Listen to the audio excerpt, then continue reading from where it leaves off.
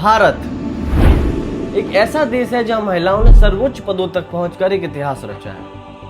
जब बात संसद की आती है तो तस्वीर कुछ अलग नजर आती है। 10 नेताओं में से 1 या 2 महिलाएं नेता होती हैं, यानी आधी आबादी होने के बावजूद भी उनका प्रतिनिधित्व आज भी 15% तक सीमित है। इससे समानता को बदलने के लिए पिछले 30 सालों से एक बिल बार बार संसद में लाया जाता रहा। हर बार ये कहा गया कि इस बार महिलाओं को 33% आरक्षण मिलेगा, लेकिन हर बार किसी न किसी वजह से ये बिल पास होने से पहले ही रुक जाता था। सीताराम दोस्तों, welcome to my YouTube channel truth with Tanishk. फिर आती है बीजेपी सरकार और अचानक 2023 में वही बिल जो दशकों से अटका हुआ था वह पास हो जाता है। लेकिन कहानी यहीं खत्म नहीं होती। जो बिल पास हो चुका था वह बिल दोबारा लाया जाता है और इस बार वह बिल अटक जाता है और गिर जाता है। अब सवाल यह उठता है कि आखिर उस बिल में ऐसा क्या है जो बार बार सामने आता है, पास भी होता है और फिर रुक भी जाता है। सबसे बड़ा सवाल, क्या यह सच में महिलाओं को बराबरी दिलाने की दिशा में एक ऐतिहासिक कदम है या फिर इसके पीछे राजनीति की कोई गहरी रणनीति छिपी हुई है? इस पूरे मुद्दे को समझने के लिए सबसे पहले ये जानना जरूरी है वुमेन रिजर्वेशन बिल है क्या। सीधी भाषा में समझें तो इस बिल का मकसद है देश की संसद और विधानसभाओं में महिलाओं की भागीदारी बढ़ाना। यानी अगर ये पूरी तरह से लागू होता है तो लोकसभा और राज्य विधानसभाओं की 33% सीटें रिजर्व हो जाएंगी महिलाओं की। मतलब हर 3 में से 1 सीट पर 1 महिला उम्मीदवार चुनाव लड़ पाएगी। अब पहली नजर में ये सीधा और बहुत अच्छा लगता है कि महिलाओं को बराबरी का मौका दिया जाए, लेकिन जैसे जैसे हम इस बिल के अंदर जाते हैं कहानी बहुत पेचीदा हो जाती है। क्योंकि यहाँ सिर्फ रिजर्वेशन की बात नहीं है, बल्कि उसे लागू करने के तरीके में 2 बड़े कारण जिसकी वजह से ये मुद्दा चर्चे में रहता है। पहला रोटेशन सिस्टम, दूसरा डेलिमिनेशन। तो चलिए सबसे पहले समझते हैं रोटेशन सिस्टम को कि रोटेशन सिस्टम का मतलब क्या है। महिलाओं के लिए रिजर्व की हुई सीटें हर चुनाव में बदलती रहेंगी। अगले चुनाव में वो किसी दूसरी कॉन्स्टिट्यूंसी में शिफ्ट हो सकती है। अब इसका सीधा असर क्या होता है? इसका सीधा असर उन नेताओं पर होगा जिनका परिवार, जिनका बेटा या वो खुद सालों साल उन कॉन्स्टिट्यूंसी पर राज कर रहे हैं। उन्हें अचानक उन्हीं सीट से चुनाव लड़ने का मौका नहीं मिलेगा जिन पर उनकी सालों साल से हुकूमत थी। और यहीं से कुछ लोगों के पेट में दर्द शुरू हो जाता है, क्योंकि जहां सालों से सब कुछ सेट था अब पूरा खेल वहां बदलने वाला है। और यहीं से शुरू होता है असली खेल, क्योंकि ये सिर्फ एक बदलाव नहीं है। अब यहाँ एक बात बहुत साफ समझ लेनी चाहिए, मोदी सरकार पहली बार ये बिल नहीं लाई। इससे पहले भी ये बिल संसद में पेश किया जा चुका है, लेकिन हर बार किसी न किसी वजह से ये पास नहीं हो पाया। आइए इसे पूरे टाइमलाइन के साथ समझते हैं।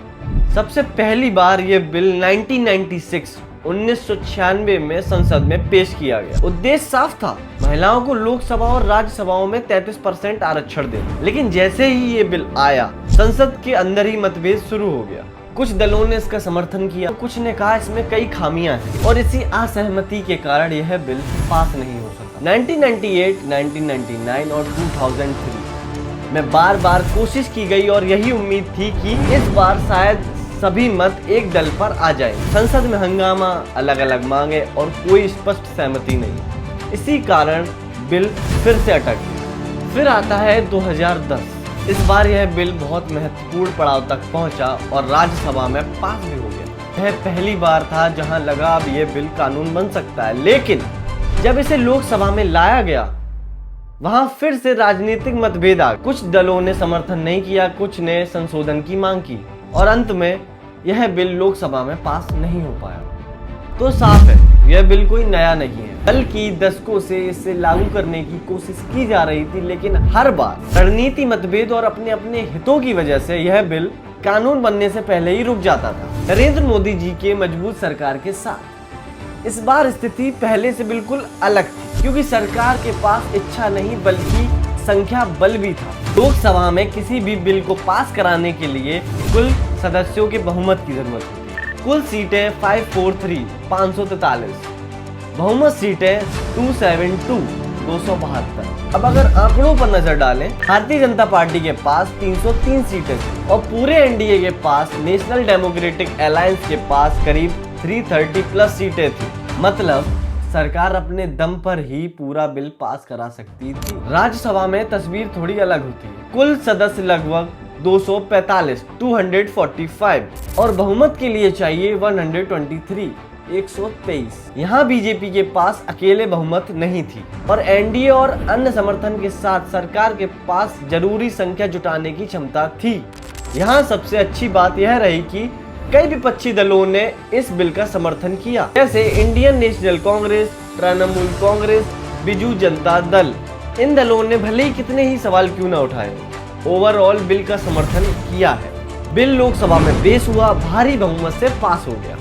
राज्यसभा में भी इसे पास कर दिया गया और इस तरह वही बिल जो 30 सालों तक अटका रहा 2023 में आखिरकार कानून बन गया। क्योंकि जिस आसानी से ये बिल पास हुआ, उतने ही बड़े सवाल इसकी इम्प्लीमेंटेशन को लेकर उठने लगे और यहीं से शुरू होता है असली राजनीतिक खेल। क्योंकि जो बिल 2023 में पास हुआ था उसमें महिलाओं को 33% आरक्षण देने की बात कही गई थी। ये आरक्षण दिया कैसे जाएगा? इसका जवाब उस बिल में सीधे सीधे नहीं दिया गया था। यानी ऊपर से देखने में सब कुछ साफ लगता है, लेकिन अंदर जाकर समझो तो पिक्चर कुछ थोड़ी अधूरी नजर आती है। और शायद यही वजह है कि जो लोग 2023 में इस बिल को पास होने की खुशियां मना रहे थे, वो इस बात से बेखबर थे कि अभी कहानी पूरी नहीं हुई, क्योंकि ये बिल अपने आप में पूरा नहीं था, बल्कि इसकी सबसे जरूरी शर्तें अभी बाकी थी। और यही अधूरापन आगे चलकर सबसे बड़ा सवाल बनने वाला था। और फिर आता है साल 2026, जहां भारतीय जनता पार्टी अपने इतिहास के सबसे बड़े विधानसभा चुनावों में से एक वेस्ट बंगाल में व्यस्त थी। तभी अचानक 16 से 18 तारीख तक सिर्फ 3 दिनों के लिए एक विशेष लोकसभा सत्र बुलाया जाता है। अचानक से कैबिनेट 3 विधेयकों को मंजूरी दे देते हैं। अपने देश के प्रधानमंत्री नरेंद्र मोदी जी सभी विपक्षी दलों से एकजुटता की बात करते हैं। अब सवाल उठता है, आखिर ऐसे कौन से बिल थे जिन्हें इतनी जल्दी बाजी में लाया गया? आइए एक एक करके समझते हैं। 131वां संविधान संशोधन बिल। जी हाँ, यह वही अधूरा बिल था जिसे 2023 में लागू तो कर दिया गया था, लेकिन इस बार इसे संशोधन के साथ दोबारा लाया गया। और इस बार ये अकेला नहीं था, अपने साथ ये 2 महत्वपूर्ण विधेयक लेकर आया जो ये तय करते हैं कि आखिर महिलाओं को आरक्षण कैसे लागू किया जाएगा। डेलिमिटेशन से जुड़ा विधेयक, इसे थोड़ा ध्यान से समझिए। देश में लोकसभा और विधानसभाओं की सीटों का नया बंटवारा करना, यानी किस राज्य में कितनी सीटें होंगी, क्षेत्र को कितनी रिप्रेजेंटेशन मिलेगी और किन इलाकों को मिलाकर कॉन्स्टिट्यूंसी बनाई जाएगी, ये सब इसी प्रक्रिया से तय होता है। सीधे शब्दों में कहें तो पहले ये तय होता है कि किस राज्य में कितनी सीटें होंगी, फिर उन्हीं सीटों में से 33% सीटें महिलाओं के लिए रिजर्व की जाएंगी। मतलब रिजर्वेशन 543 में नहीं, डेलिमिटेशन करके 816 सीटें लागू करने के बाद उसी पर लागू करने का निर्णय लिया जाएगा। इसका मतलब साफ था, जब तक डेलिमिटेशन नहीं होगा तब तक महिला आरक्षण संशोधन बिल लागू नहीं हो सकता। अब इसे कुछ राज्यों के उदाहरण से समझिए। उत्तर प्रदेश में अभी 80 सीटें हैं। डेलिमिटेशन के बाद ये बढ़कर 120 या 130 सीटें हो सकती हैं। तमिलनाडु अभी 39 सीटें हैं, ये बढ़कर 50 से 60 सीटें हो सकती हैं। केरल अभी 20 सीटें हैं, ये बढ़कर 25 से 30 हो सकती हैं। गुजरात अभी 26 सीटें हैं, ये 35 से 40 हो सकती हैं। और जैसे ही 16 तारीख को ये विधेयक सदन के पटल पर रखे गए, विपक्ष ने एक स्वर में विरोध करना शुरू कर दिया। अब विरोध अलग अलग कारणों से था, लेकिन आवाज एक ही थी। ये बिल जितना सीधा दिख रहा है उतना है नहीं। सबसे पहले बात आती है अखिलेश यादव जी की। उन्होंने इस बिल में मुस्लिम महिलाओं के लिए अलग से आरक्षण की मांग उठाई। उनका कहना था कि अगर आरक्षण देना है तो उसमें हर वर्ग की महिलाओं को समान प्रतिनिधित्व मिलना चाहिए। और यहीं पर एक तरफ विपक्ष सवाल उठा रहा था, जब तक पिछड़े वर्ग की महिलाएं, जब तक मुसलमान भाइयों की महिलाएं नहीं शामिल की जाएंगी, हम समाजवादी लोग। तो दूसरी तरफ अमित शाह जी थे जो उनके सवालों का बखूबी जवाब दे रहे थे। धर्मेंद्र यादव जी ने एकदम गैर संवैधानिक बात करी, मुस्लिम महिलाओं को आरक्षण की। मान्यवर, हमारा संविधान किसी भी प्रकार के धर्म के आधार पर आरक्षण की कतई मंजूरी नहीं दे रहा। दूसरी तरफ दक्षिण भारत से आवाज उठी। एमके स्टैलिन और उनकी डीएमके पार्टी ने इसे सीधे सीधे नॉर्थ वर्सेस साउथ का मुद्दा बना दिया। उनका तर्क था, डेलिमिटेशन के बाद उत्तर भारत के राज्य जैसे उत्तर प्रदेश में 80 से बढ़कर 120 सीटें जा सकती हैं, जबकि तमिलनाडु जैसे राज्यों की सीटें 40 से बढ़कर 60 तक ही जाएगी। यानी जहां अंतर पहले 40 सीटों का था वो बढ़कर करीब 60 सीटों का हो जाएगा। और यही कारण है दक्षिण के राज्यों को लगा उनकी राजनीतिक ताकत कम हो सकती है, और यहाँ भी वही पैटर्न दिखा।